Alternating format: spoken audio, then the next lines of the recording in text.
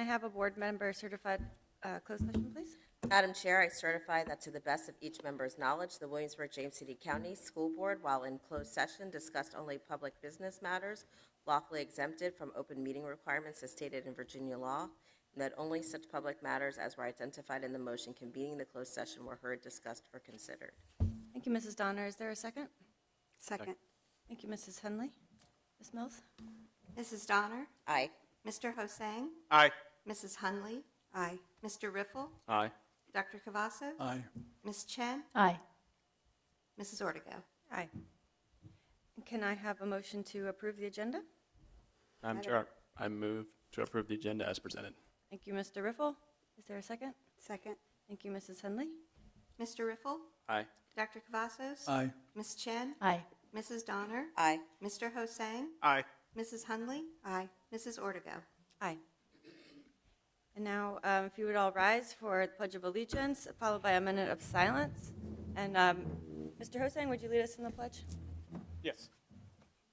I pledge allegiance to the flag Of the United States of America And and to the republic for which it stands, one nation, under God, indivisible, with liberty and justice for all.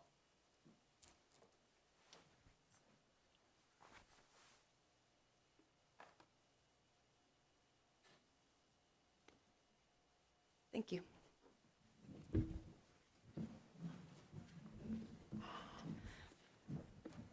All right, our next agenda item is a public hearing on the FY27 capital improvement plan. Mrs. Donner, are there comments for the public hearing? Yes, Madam Chair, we have two comments. It is at this point in our meeting where citizens are invited to address the board. Those citizens desiring to speak have submitted speaker cards to the clerk prior to the start of tonight's meeting. These speakers are asked to come to the podium when their names are called, state the names for the record, and direct their comments to the chair of the board. It is the board's interest and desire that all comments are heard and respected. Hence, the citizens are asked to not engage in applauding, verbal outbursts, or any audible demonstrations during the speaker presentations. Personnel matters are not considered in public meetings. Therefore, the board requests that all speakers refrain from making reference to specific individuals in any form or fashion. Though the board does not respond to your comments are heard and appreciated. Each speaker is allocated 2 minutes to make their presentation, and the board asks that you respect this time limitation. Also, please be reminded that no time may be yielded to another speaker. Your acceptance and adherence to these guidelines will be greatly appreciated. Thank you, Madam Chair. My directions are concluded. Thank you, Mrs. Donner. Our first speaker is Jay Everson.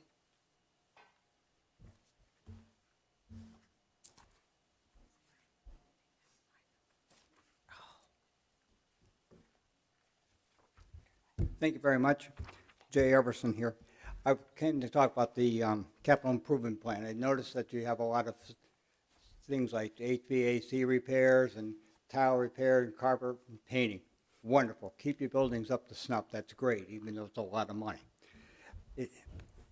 I was also impressed by the fact that you have War Hill scheduled for fiscal year 31 for $11.5 million, I assume, for a technical center for kids who are not planning to go to college. This is great.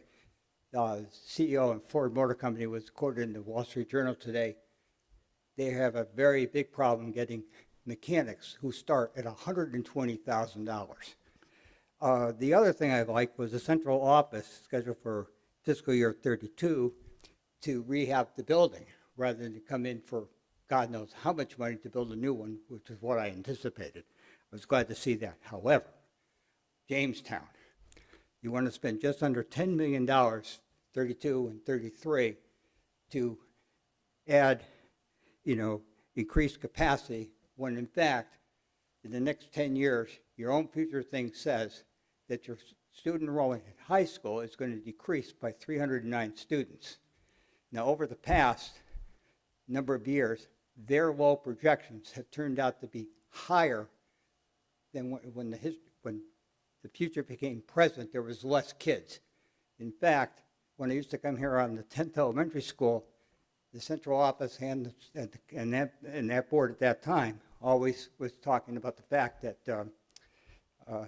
their year-to-year projections were on the money. The last 4 to 5 years, they've over-projected to spend under $10 million, about $10 million, expanding a school with declining enrollment. Makes no sense Thank you, to me. Mr. Thank Epperson. you.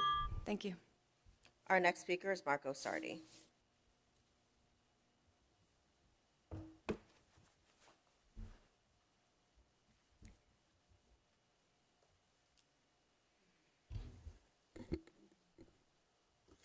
Good evening, Madam Chair, members of the board, and Dr. Kiever. My name is Marco Sardi. I'm a teacher at Jamesway Middle School, and I'm here speaking as an individual. I noticed in our capital improvement plan's history over the last several years that there's been a consistent deficit between what the school board has approved and requested from the funding partners and what we have received from those funding partners. Looking at fiscal year 26 onward, we are projected to have a deficit of around $3 million, though that was back of the napkin math. These are needed repairs, as has been pointed out previously. Roof replacements, HVAC replacements, these are vital, especially in our aging elementary schools. There have been complaints of mold in years past that I know need to be addressed.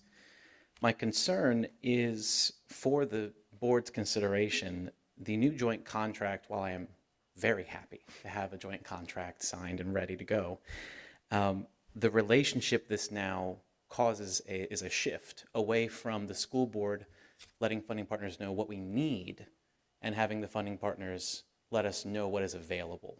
While this does eliminate a lot of the stress around these budgetary negotiations and streamlines the process, my concern is then does not really allow us to tell the funding partners what we need for our students and for our buildings. And so I would ask in these first few years of negotiating this, that the public just be made aware of how that process is going to look to make sure we're not going to fall behind on what we need for our students. Thank you. Thank you, Mr. Sardi. That concludes our speakers. Okay. So the public hearing is now closed. We will move on to item 5.01, Superintendent's Report. Dr. Kiever? Thank you, Madam Chair. Good evening, ladies and gentlemen. Wanted everybody in the audience and viewing public to know that the deadline is quickly approaching for our Ride to Read Challenge. The deadline is this Friday. It's a pre-K and elementary school program, and we are looking for students to turn in their Read to Ride Reading Challenge log. Try saying that quickly more than twice. There are still a few days left to meet the reading goals. Pre-K through grade 2, read or be read to for 15 minutes a night. For 10 nights, grades 2 through 5, read or be read to for 20 minutes a night for 10 nights. Students who meet this reading goal will be entered into a chance to win one of a dozen bikes which are being donated to us by the Walmart Distribution Center. We are excited to award those bikes and look forward to young people getting those reading logs submitted. Wanted to let the community be aware that this week is American Education Week, a week to celebrate the power of public ed and our dedicated educators that serve in WJCC.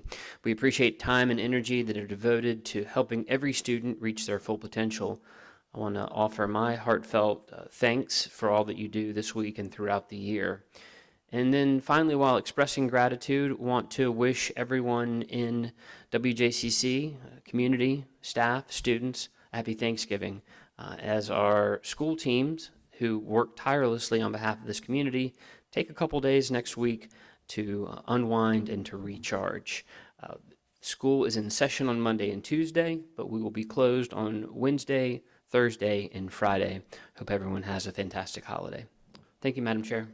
Thank you, Dr. Kiever. And I believe we have an update from our SEAC rep. Yes, I just have a quick announcement.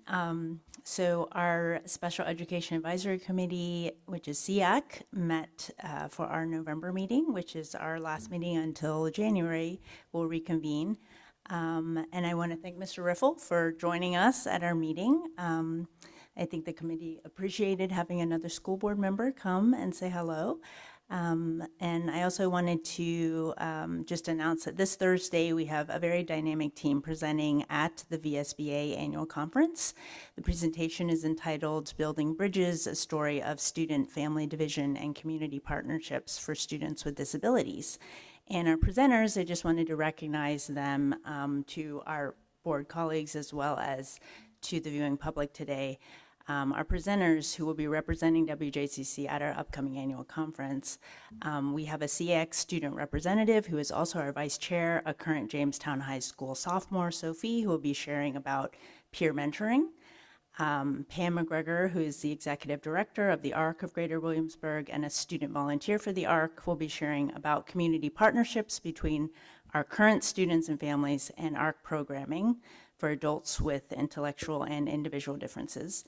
And we have several of our own division leaders who will be leading the presentation as well, about how they are continuing to engage and grow communications with our students and families. So I just wanted to recognize those division leaders, Dr. Brooke Cruz, Dr. Rick Bowmaster, Dr. Anna Thomas, and Dr. Michelle Newby will be presenting at the conference.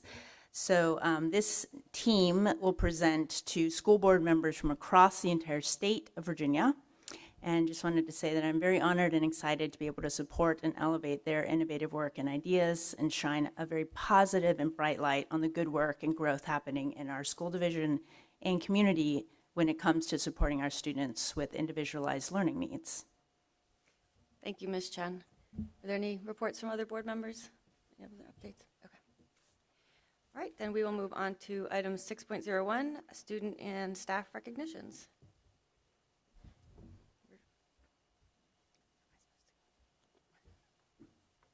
Oh, Mrs. Hunley, would you join me?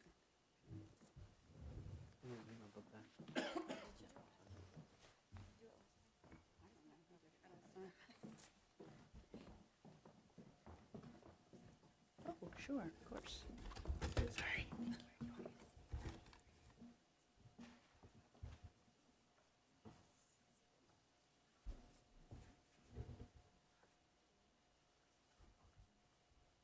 Good evening, Madam Chair. Tonight, we are excited to celebrate several staff and school accomplishments. As part of the Economics and Personal Finance course, students in WJCC take the WISE Financial Literacy Certification Exam, a nationally recognized assessment that serves as a career and technical education CTE industry credential. This exam measures students' understanding of personal finance topics such as budgeting, credit, investing, and saving, providing them with an important foundation for financial well-being. Each year, WISE honors teachers across the country who achieve extraordinary results with their students through its Gold Star Teacher Recognition Program. To earn this distinction, a teacher must have at least one class in which 93% or more of students pass the WISE Financial Literacy Certification Exam. This evening, we are honored to celebrate our Spring 2025 WISE Gold Star teachers. Please join us on the stage as I call your name. From Lafayette High School, Gordon Che and Angel Poole. From Jamestown High School, William Daisley and Charlotte Stowers. From War Hill High School, Paul Hall and Sue Sidow. And representing the Virtual Learning Program, Terry Seward.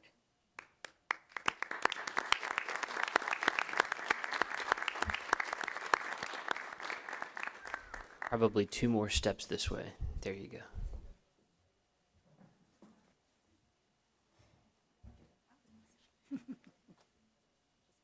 Thank you for empowering students with the financial literacy skills and knowledge they will carry throughout their lives, and congratulations on your recognition as a Gold Star teacher.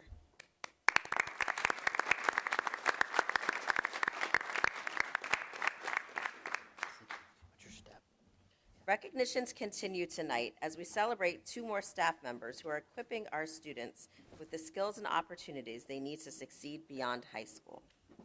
Lafayette High School was named a 2025 Level Up Virginia champion, one of only 28 high schools across the Commonwealth to earn this distinction. Level Up Virginia is a statewide initiative led by the State Council of Higher Education for Virginia and the Virginia Department of Education. Its mission is to promote equity and access in post-secondary education by increasing readiness, enrollment, and completion for all students. As I call your name, please come forward to be recognized. Erica Gibson and Brennan Ziegler.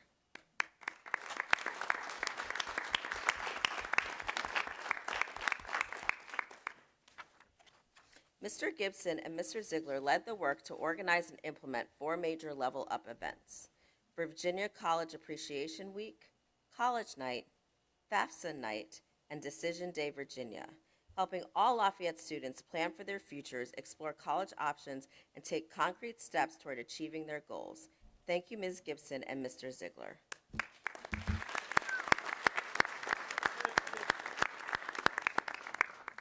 Finally, we are proud to share how WJCC Schools continues to strengthen its support for military-connected students and families. The Purple Star designation awarded by the Virginia Department of Education honors schools that go above and beyond to support military families. To earn this distinction, schools must excel in 5 key areas: creating a military-friendly environment, providing transition support for students who move frequently, training staff to connect families with resources, encouraging student-led initiatives, and ensuring parents have access to supports. The Purple Star designation is awarded for 3 years.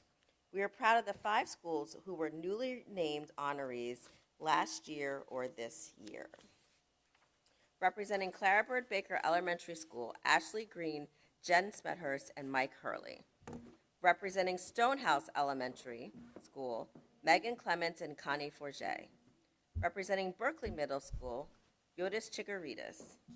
Representing James Blair Middle School, Ann Taylor and Dr. Mike Littleton. And representing Jamestown High School, Karen Scott.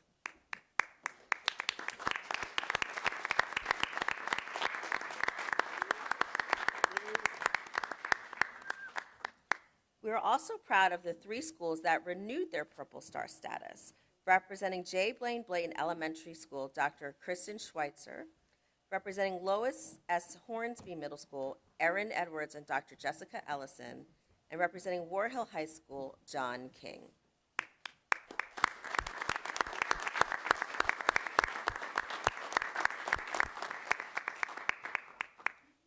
Thank you for your commitment to honoring the strength and resilience of military-connected kids and ensuring they feel welcomed and supported throughout their educational journey.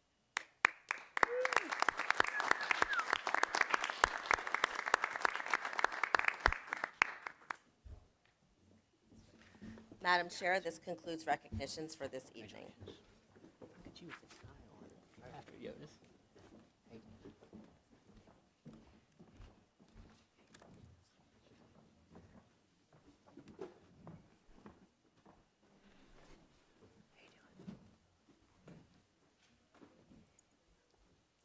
All right, now we will move on to item 6.02, and we will enjoy a school spotlight from Tuano Middle School.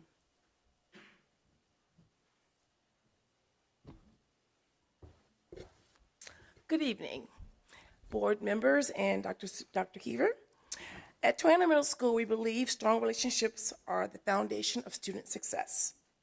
Last year, we began creating a very unique intentional opportunities for staff and students to connect. And one of the things we did was an encouragement jar. I did bring my jar. People thought it was Cheetos, but it's not Cheetos. So if you want to see the jar up close, I do have my encouragement jar that we keep in our office that we started last school year. This year, we're continuing that momentum with activities designed to build trust, ensure that everyone feels seen and supported in our building. In October, this past October, during Bullying Prevention Month, we hosted something called TMS Kindness Week.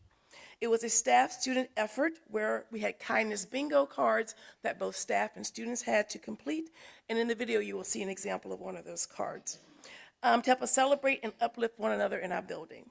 Tonight's videos highlight moments of our authentic connection, and thank you for your continued support, and I hope you enjoy our video. Thank you. The staff-student connections are they're really good for the school, and they just help everyone feel like they belong. And it really helped me deepen a real connection with my teachers. Each month we come up with an activity for the students and an activity for the staff. Having a positive culture it makes anybody want to go do something. So for us, it makes us want to come and teach. It makes the kids want to come and learn. It makes them want to come see their friends. It makes them want to go to that next class. So it just really helps build those strong relationships.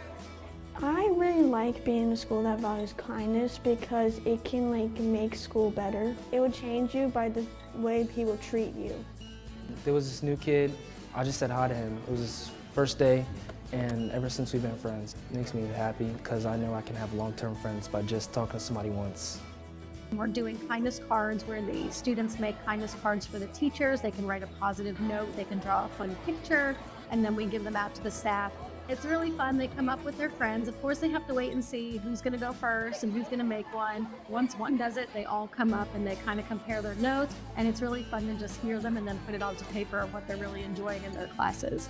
I did one to one of my favorite teachers, Miss Nixon, and all I said was that you're the best teacher and I love being in your class. It will make Miss Nixon feel really good that and happy that all of her students are very happy to be in her class. I think it gives the kids a sense of fulfillment in the school building. You know, some kids, you know, they may struggle in class when it comes to academics, but this is somewhere where they can kind of blossom. But when they actually take time to put sentences on the card, you can tell it's actually genuine, raw emotion that the teachers are getting. And it just kind of says or shows how Toano isn't just all about academics, but building those relationships and all those positive connections within our buildings. It improved my experience academically throughout all 3 of my years here. And then we also have our staff greeting cards for our students where we'll post them up around our school building. And when the students need a pick-me-up, they can go grab a card.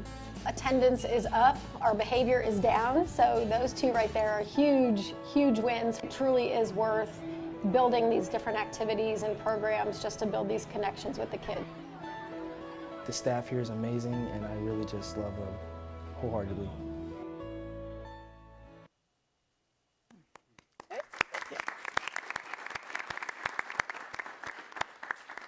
you have any questions about the program or anything you'd like to ask? Any questions or comments from board members? What we just saw? Can you explain the Cheeto jar that's lit up there? Sure, no problem. Okay. This was a project we had last year in May. We had some lessons about being kind. And inside the jar, there are little cards that every student made, either 1 or 2 or 3. Students and staff made them. And then during SOL time, we went to all the classrooms and students got to draw a card out of the jar. And because there's so many left over, we keep it in the office. And if anyone needs it, it's called a jar of encouragement. And there are a bunch of cards in here that students have made with different messages. So I can bring you one if you like. If you want to come get one, you can get one out. It's in the office at all times, so. Fabulous, thank you. Yes. Thank you so much for bringing that wonderful program to share with us and with the school division, and we're so glad that it's making a great difference in your school. Thank you. Thank you. No problem. All right, now we will move on to our regular public comment. Item 7.01, public comment. Back to Mrs. Donner. It is at this point in our meeting where citizens are invited to address the board. Those citizens desiring to speak have submitted speaker cards to the clerk prior to the start of tonight's meeting. These speakers are asked to come to the podium when their names are called, state their names for the record, and direct their comments to the chair of the board. It is the board's interest and desire that all comments are heard and respected. Hence, the citizens are asked to not engage in applauding, verbal outbursts, or any audible demonstrations during the speaker presentations. Personnel matters are not considered in public meetings, therefore the board requests that all speakers refrain from making reference to specific individuals in any form or fashion. Though the board does not respond to your comments are heard and appreciated. Each speaker is allocated 2 minutes to make their presentation, and the board asks that you respect this time limitation. Also, please be reminded that no time may be yielded to another speaker. Your acceptance and adherence to these guidelines will be greatly appreciated. Thank you, Madam Chair. My directions are concluded. Thank you, Mrs. Donner. Our first speaker is Alex Lord.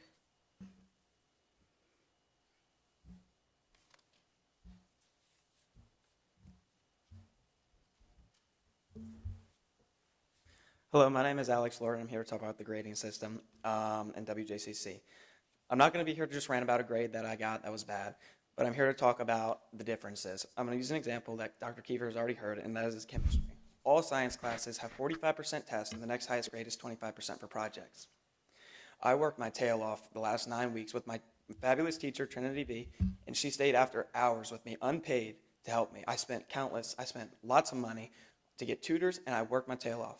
3 days before the quarter ended, I had to take a test. I didn't do so well on that test, and it put me right back to where I was. I had spent all that time and effort, and in my mind, that was all useless, and now not going to work. But thankfully, I was able to retake the test and passed. But I know multiple students have gone through these struggles and are still going through these struggles and will continue to go through these struggles with the grading system. One thing I'd like to talk about is a compromise to this, or propose a solution. I understand that tests are supposed to be more rigorous, that's the whole point of them, and that they're supposed to have the incentive to study and to do well. But 20%, in my opinion, is insane. I think that is too much and too big of a gap. For example, a kid that maybe come from lower income school or has an F in the class, say he decides to try one day, maybe he gets a D, get up to a D+. To colleges, that's nothing, but to him, that's the whole world. And in his mind, he's proven himself wrong, that school is a waste of time. He goes and takes that test and doesn't do so well. He goes back to an F and will not try in school anymore. I've seen it happen. I have lots of friends that go through it. Another thing I'd like to talk about is you say grades don't define us, but unfortunately, no student believes that. The college is not going to come up to me and say, hi, how hard did you try on your exam? They're going to look at my transcript, and that's how they're going to judge me, based off of my works.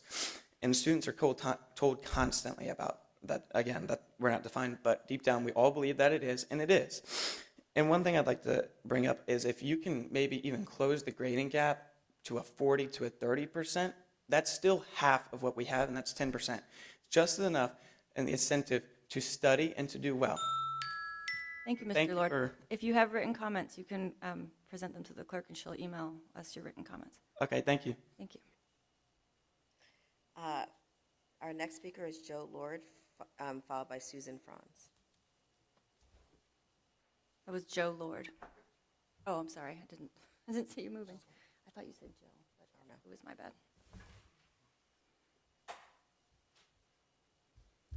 Good evening, board members. Thank you for this opportunity. I just want to say I'm proud of my son.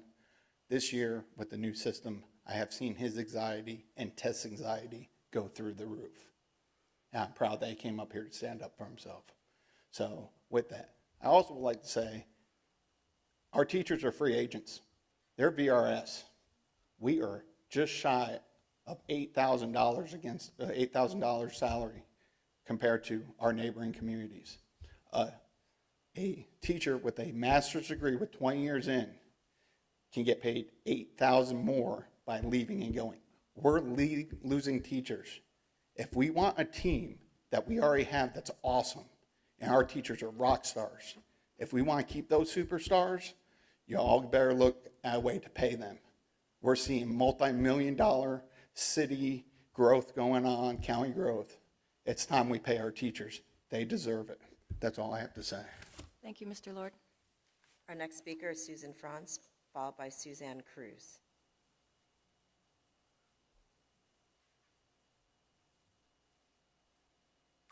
Good evening. I'm going to address a concern I had at last meeting, but it went too long and I had to leave. So what I'd like to speak about tonight is that there is a board member here who has given an endorsement to Jay Jones, who will now be our Attorney General, but he endorsed, this school board member endorsed Jay Jones on his campaign website. So it is there for everybody to see. The reason this concerns me is because Jay Jones supports violence, specifically murder, as a way to achieve political objectives. So, and that everybody should know about the text messages that he had with another delegate that says all these murderous intentions that he had. So if a current school board member supports someone who advocates violence as a means to an end, how can this member be allowed to participate in any discussions regarding school bullying or important discipline decisions? I wanted to bring this up to your attention, not only to your attention, but to the attention of the public. It is important to know the mindset that influences board members as they make important decisions for the children in this community. In my opinion, someone who endorses another who advocates violence should not participate in the important decisions that you all have to make. Thank you. Thank you, Ms. Franz. Our next speaker is Suzanne Cruz, followed by Linda Harrell.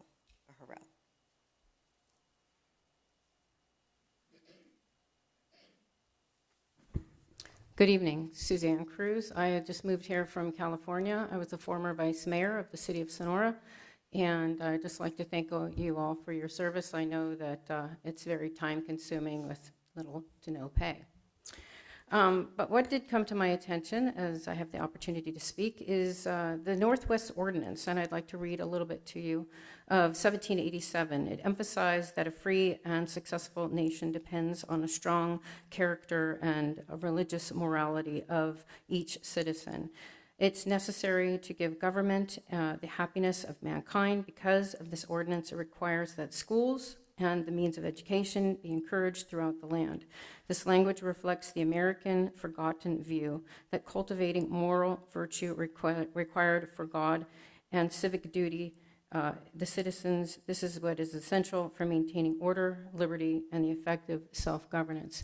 And it was brought to my attention about a board member here that endorsed Jay Jones, who at the last part of his election period endorsed violence against Republicans and conservatives. So you can't have kindness notes and anti-bullying when you have people who endorse bullying. Thank you. Thank you, Ms. Cruz. Our next speaker is Linda Harrell, followed by Karen Bergesol. Linda Harrell, James City County resident. Good evening. I'll be brief, but I want to leave you with one question that demands some soul searching. Where would you be if you could only be successful at your job 66.31% of the time? 66.31% is the third grade reading pass rate at WJCC schools. 1 out of every 3 third graders is not reading at grade level. That's not a student failure, it's a system failure. And it's not new. This underperformance predates COVID, yet it is still not treated like the crisis that it is. Elevate 28 Beyond Excellence is too little, too late, and too slow. The third grade reading scores are an emergency, but they are not being treated like one. We can't wait 3 more years to see if Elevate 28 works out. So again, where would you be if you were only successful in your job 66.31% of the time? You'd be out of a job. Thank you, Ms. Harrell. Our next speaker is Karen Bergesol, followed by Jacqueline Williams. Good evening, Chair and school board members. When I wrote this, I assumed that we were still meeting at James Blair. And rather than try and change my words on the fly, I'm going to read it as I wrote it. I know that some in our community believe that names don't matter, or that asking to change a problematic name is the same as erasing history. But the name of a school is more than just a convenient label to distinguish one building from another. We could use numbers for that, as they do for public schools in New York City. Indeed, a school's name is a symbol of who and what we choose to honor and respect. Changing a name doesn't erase our history. It helps us learn, reflect, and share how our community has grown. This school is named after James Blair, whose legacy as an enslaver is tied to a period we no longer celebrate. Today, our students and families come from many backgrounds. Some are even the descendants of enslaved people. What we call our school should be something everyone can be proud of, not a reminder of division or exclusion. A school name affects how welcome and valued students feel. The right name supports community belonging. Renaming is an opportunity to build the future for every student so that they can look to the school name with pride and feel a sense of belonging. As long as this school has the name James Blair, it reflects a legacy of racism that I believe still affects us. Thank you for listening, and I hope that you will reconsider the need for renaming. Thank you, Ms. Bergsegel. Our next speaker is Jacqueline Bridgeforth Williams, followed by Kira Cook. Good evening. I'm a resident of James City County. I'm Jacqueline Williams, Director of the Village Initiative. And Madam Chair, board members, and Dr. Keever, thank you for your time this evening. I am here tonight to express my unwavering commitment to the urgent and necessary work of renaming James Blair Middle School. Thank you for your time. As you know, James Blair The current namesake at the school was an enslaver who actively participated in and benefited from a system that denied Black people education, dignity, and freedom. Today, many of the children who walk those halls are the descendants of individuals whose humanity Blair would not have acknowledged. A school name is never neutral. It carries historical weight, emotional impact, and a powerful message about whose lives and legacies we choose to uplift. We simply cannot ask our children to thrive academically, socially, or emotionally in a building named for someone who believed they should never have been educated at all. Renaming of the school is not an attempt to erase history. It is an opportunity to teach it with honesty, courage, and integrity. It represents a step towards healing and a refusal to allow silence or tradition to excuse harm. More importantly, it is an affirmation to all of our children that this community sees them, values them, and honors their history. A school name should inspire possibility and dignity. It should reflect the best of us, the best of who we are and who we aspire to be. I urge the board to act with clarity and conviction by moving forward with the renaming process. Thank you for your leadership, your service, and your willingness to confront history with truth and courage. Williamsburg has a powerful history, one shaped by resilience, advocacy, and the enduring strength of all descendant communities. Let us honor that legacy with the names we give to the places where our children learn and grow. Thank you so much. Thank you. Our next speaker is Kira Cook, followed by John Stoltz.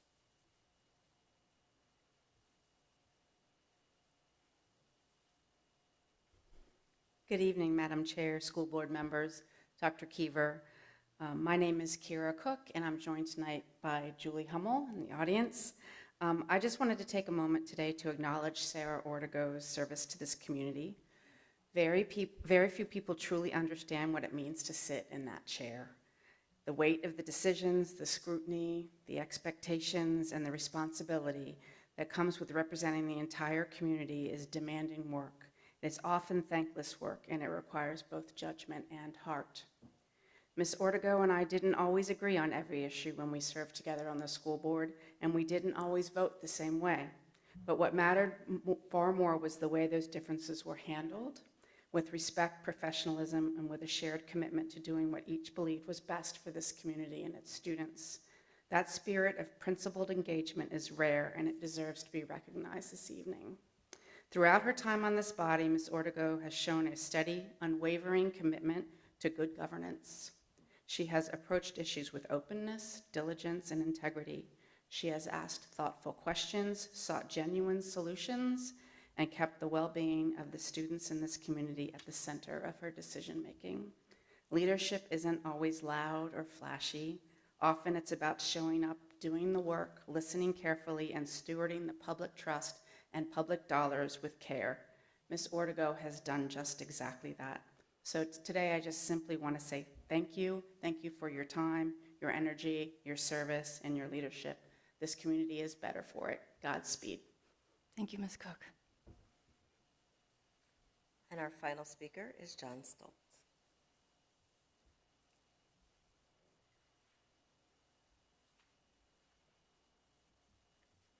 Thank you, Madam Chair and members of the board. My name is Jack Stolte, and today I'm speaking on behalf of Griffin School Partnerships, a William and Mary organization that recruits college volunteers to organize free programs where we tutor and mentor WJCC students. Our three programs are Literacy Lab, After School, and Mentoring. Literacy Lab supports reading and writing skills in WJC schools with evidence-based tutoring that aligns with current curriculum content.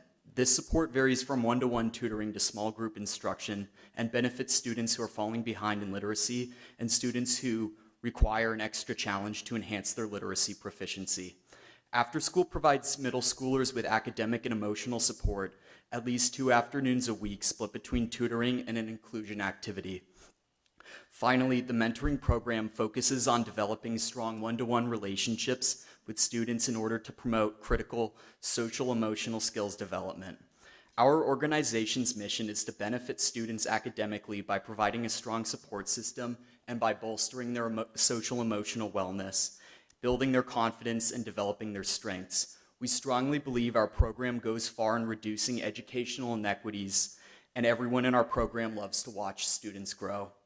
This is why I'm here today. I would like the board to know that we are here to help work with WJCC and realize their aim to help educate local students. We are currently serving many schools with Literacy Lab, but would love to work with more schools, especially by expanding our after-school and mentoring programs. I ask the board to keep Griffin School Partnerships in mind when offering students opportunities and to point schools in our direction if they are looking for the sort of no-cost programs that we offer. Thank you all for your support of Griffin School Partnerships. Thank you, Mr. Stolte. I believe that was our last speaker, right? Okay. All right, thank you to everyone who came out to speak. Happy to hear from all of you. Thank you. All right, we will now move on to our consent agenda, and I will read the various items that are on our consent agenda. Consists of item 8.01, approval of financial report and monthly bills and payroll, October 2025. Item 8.02, approval of minutes from the regular meeting on 10/21/25. 8.03, approval of minutes from the work session on 11/11/25. 8.04, approval of revisions to policy GAA, staff time schedules. Item 8.05, approval of revisions to policy GBL, personnel records.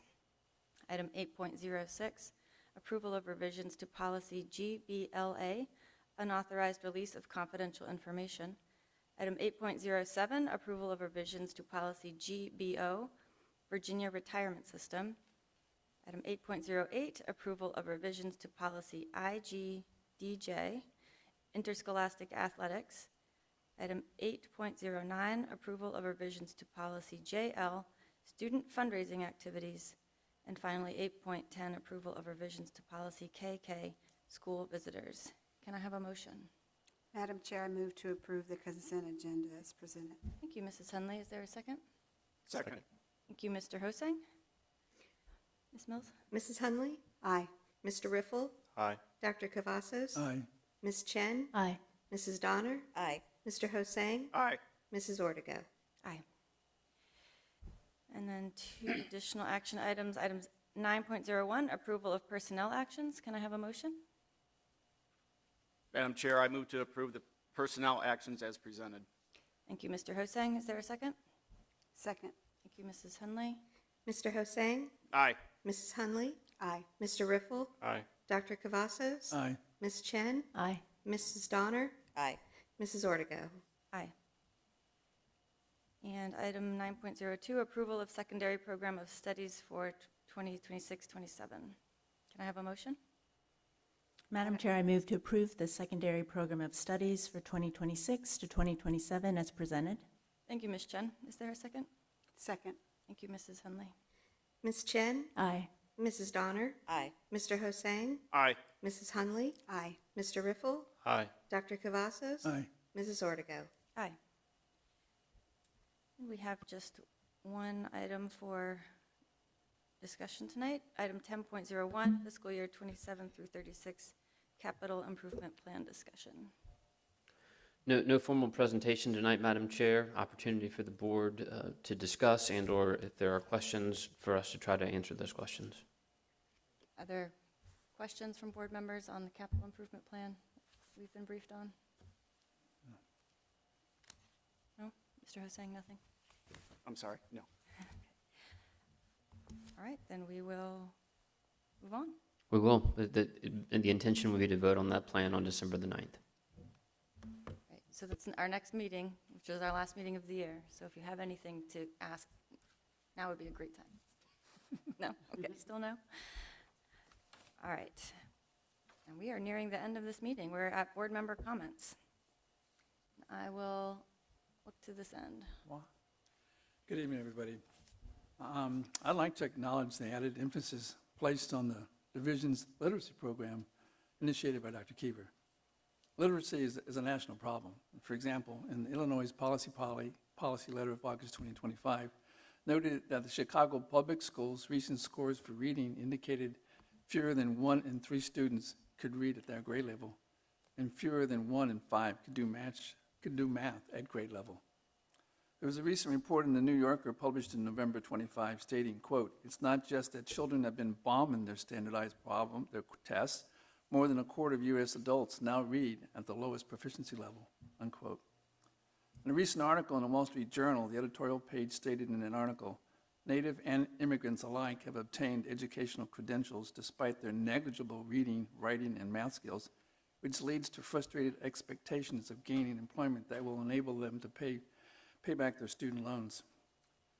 And on a more local level, specifically in 2022, the General Assembly passed the Virginia Literacy Act to guide our educators in the improvement of literacy outcomes for Virginia's young learners. To that end, the WJCC School Division has adopted a new evidence-based curriculum to teach literacy, which fortunately incorporates the use of phonics. Very importantly, and very, very importantly, Dr. Keever has recognized the need for parental involvement as a necessary component in teaching our young students how to read. He's designed several new literacy programs that will involve the entire community. And for that, Dr. Keever, thank you. Thank you, Dr. Cavazos. Were you finished? Yes, ma'am. Okay. Ms. Chen? Last week, Mrs. Ortego and I visited our restorative center. This is the first time I've seen it since all of the wonderful sort of upgrades to the space. The spaces were very thoughtfully designed. We met and we talked to students who are on a path to success, so that was a really encouraging morning. I'm glad I got to share that time with you. Mr. Riffle and I participated in Dr. Keever's newly formed Superintendent's Student Advisory Committee. We got to spend a morning with 30 of our high school students across all grades and all high schools, and our students are very eager and excited to support and improve their learning experiences and share their stories and to help sort of advise Dr. Keever as well as us on opening up more opportunities and access for our students. So I'm really looking forward to sort of spending time with our students and just hearing more student voice. I'll share one quick story from that experience. One of the agenda items was to discuss the student council's culture building and meeting norms. And I was really impressed with how the students, they've listened to each other. These are just a few of the meeting norms that they came up with together. Diverse perspectives, building on ideas without judgment, practicing gratitude, developing solutions and an action plan, sharing open and honest dialogue. And one of my favorites was that pizza be a meeting norm.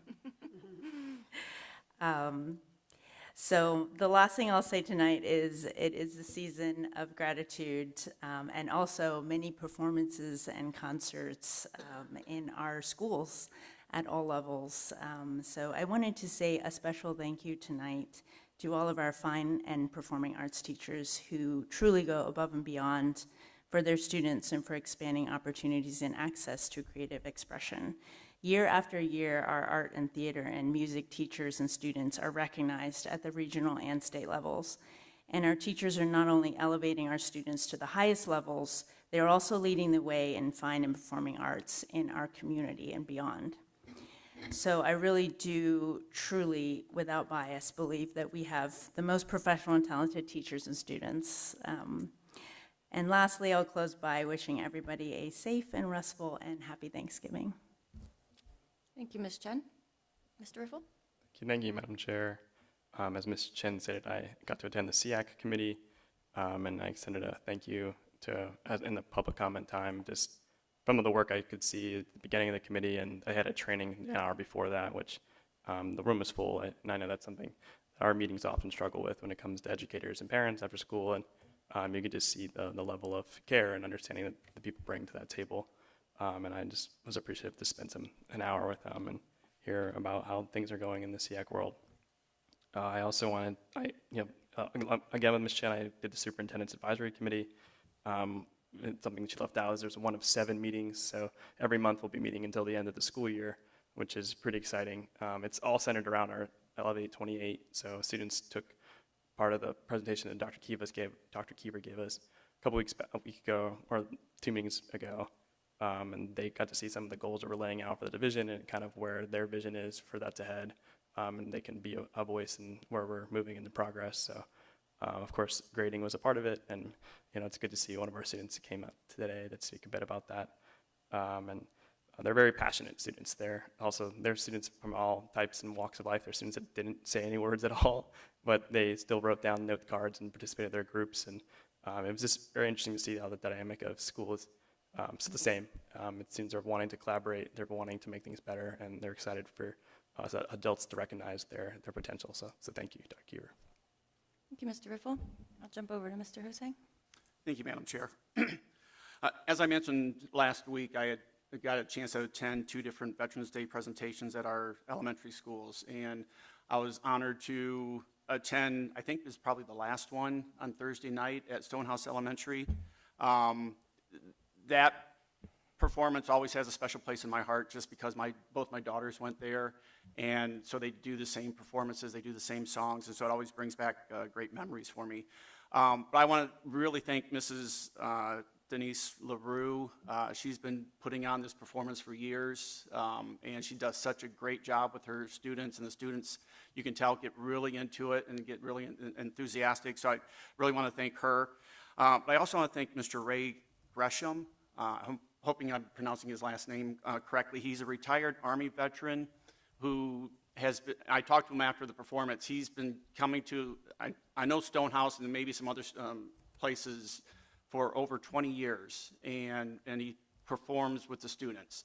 And so he's got a great voice. I know he does performances all over Williamsburg, James City County, in the area. But I just want to thank him for coming out and performing with our students also, and honoring the veterans that were there. On Friday, I attended the last law club meeting for the semester at Matthew Whaley. And I again want to thank the William & Mary law students who come out and instruct, go through and help our students learn a little bit more about government, about the law.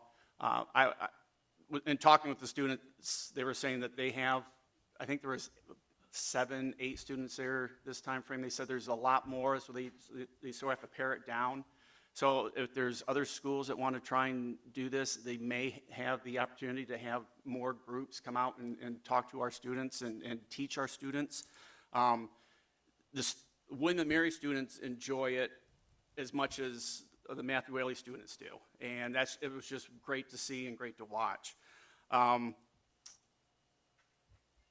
This time frame, since it was the last time that they did it for the semester, each time they do a trial. And so this year they had the trial of the Commonwealth versus Jack Beanstalk. And so they had all the students participate either as a prosecutor, as a defense attorney, as part of the jury. Yours truly got to act a little bit as I was recruited to be a witness in the trial. So it was a good experience, and Jack was acquitted of all charges against him. So, and so I just, again, I want to thank Principal Stutt and Mrs. McBee for all that they do and bringing the William & Mary students into their classroom, into their school, and helping their students learn outside the classroom in a different environment. Thank you, Mr. Hosang. Mrs. Henley? Yes.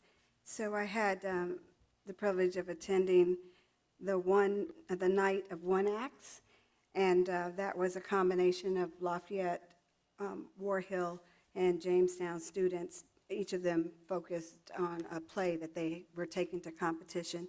And it just reminded me that this is also tied into the academic achievement, because I was just amazed as that these students have only been in school since late August.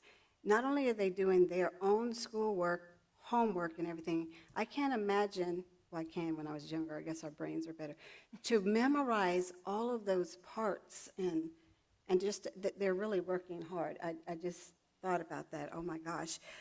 So that, it was very impressive, and I haven't heard how they did, but they were going to competition.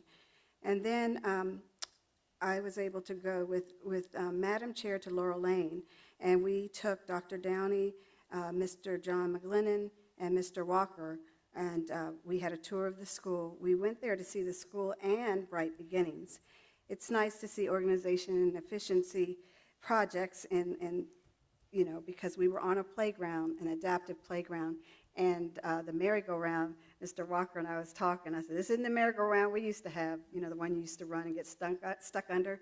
This one, you could put a wheelchair on it so that the students could also take advantage of that. And then they had sign language. They had a nice little table. It was just like, I don't know how we didn't get on it. I think people just didn't want to be the first one, but it was inviting, and I could see how children would love that. And then they were showing me the other area for that playground that's going to need to come down because it's not safe, so we take safety very important. And then another new adaptive playground would be there. Most impressive was to go into Bright Beginnings, and I'm thinking back to literacy. To go into a Bright Beginnings room, and I used to go into them a lot, and to see actually little people working on letters and sounds. I'm talking 3-year-olds. They have new gadgets that I didn't have in my classroom, where they were taking sticks and making the letter I. It comes up like magnetically, and they would say I, and they'd erase it. And then they could use clay to go over the letter. And then they also had a little station where they were making ice cream cones. And typically you see that in kindergarten, but to see it way down in the early grades, but it was all appropriate. Like kids were doing other things. They were doing the fun things, because it used to be Bright Beginnings was just basically working on social skills and play, because play is important. But now they're doing the academic piece to get ready for reading. And so one little boy was making his ice cream cones, and this was the cutest thing, because they were really working on color. So I said, well, what is this one? And he said, that's white. And I said, oh, vanilla. And what is this one? He said, that's pink. I said, oh, strawberry. What is this one? He said, that's green. I said, that's mint. And then I said, what is this one? He said, chocolate. And I said, and what color is that? He said, chocolate. I said, that's brown. But you know, just to see that we are working hard with literacy, and we are starting with our babies, and they are learning and enjoying it, and then we'll build on it when they get to kindergarten and first grade and so on. And then last, as we move into Thanksgiving holiday, I just want people, I lost my mother in September, the end of September, and I never really thought about people, holidays when you've lost a loved one. So if you have lost a loved one, or you know of someone that did, just check in on them and show them some love, because sometimes those traditions hit different when you've lost a loved one. So happy Thanksgiving to everyone. Thank you, Mrs. Henley. Mrs. Donner? Thank you. I just want to say we love hearing from students, and so I'm just so grateful for those students that do take the courage to come to our meetings and share what their experience is. I think as adults, many of us haven't been in the classroom in a longer time. Some of us may be closer to it than others. But I think it's just important to understand as we are thinking about a child's full educational life, and that motivation around, I'm working really hard, how can I continue to be motivated and not let one score, one test derail me. And so I just appreciate that, and I think it's a good thought for us as a board around how do we think about students and supporting them and really understanding what they're learning and supporting them in the classroom along the way. And I think that lots of things have come up sometimes about work and a 50% grade, and I'd say in every job that I've been in, and particularly now the world in which we are training these students, it's about failing forward and about allowing students to try and to stretch themselves so that they can fail fast, fail quickly, fail many times, and keep moving forward. And so I think from an educational system, sometimes we might be behind the times of what is actually going to be supportive of our students going forward. And so how can we have and give our children a growth mindset that will set them up for the world that they are entering into from a professional standpoint. So thank you for bringing that to our forefront, and that's all of my comments. Thank you, Mrs. Donner. I won't be long tonight. I did enjoy, as Ms. Chen said, our visit to the Restorative Center. I think that's a very special and unique place, and I think it's, with the full scope of our program, it's a unique to WJCC in many ways, and it's just very heartwarming to see students who are struggling with many different things and different levels, oftentimes in circumstances that are not of their own making, who are being met with care and compassion, and with the goal of getting them back on track and back to where they need to be as quickly as possible. But in a loving place that is safe and supportive. And so I just find that it's always heartwarming to visit the Restorative Center, and thankful for all the work that has gone into that to make it what it is. And I know we still have a little bit more to do to get the whole reset program going, but we've come a long way, and it's really great. Also enjoyed Laurel Lane and our visit with Dr. McGlennon and our our delegate-elect, Dr. Downey, and we were asked to participate in one of the gifted classes to talk about civil discourse and negotiations, and that was fun. So there's lots to share with the little third graders about how to have a disagreement and how to have different opinions and work through that. And I think that's a really important lesson for all of us to learn. And I would just like to thank all the speakers that came out tonight. I know that's always a time commitment. You sit here and you're not quite sure how long it's going to take till you get to speak. And this board does always welcome hearing from all members of our community. And as we move into Thanksgiving, I know that a lot of times, people that come have something to complain about, and rightly so often. And while those are all valid points, try to take a minute to think about what you're thankful for with our school system. We have a lot of really, really amazing, hardworking teachers, administrators, support staff who go above and beyond every day. There are many wonderful things happening in our school systems. Yes, we have to get some scores up. Yes, we have to figure out a number of things that might not be perfect and that we're all working hard towards. But it's important to actively and intentionally take a minute to think about one thing, even if it's one person, that you are grateful for in WJCC. And so I would encourage everyone in the community to do that over Thanksgiving. And that concludes my comments. Our upcoming events, we don't have too many. We will all be at the VSBA annual convention starting tomorrow through part of Friday, or I guess it says all day, at the Williamsburg Lodge. So that's November 19th through the 21st at the Williamsburg Lodge here in Williamsburg. The whole state will be descending on us.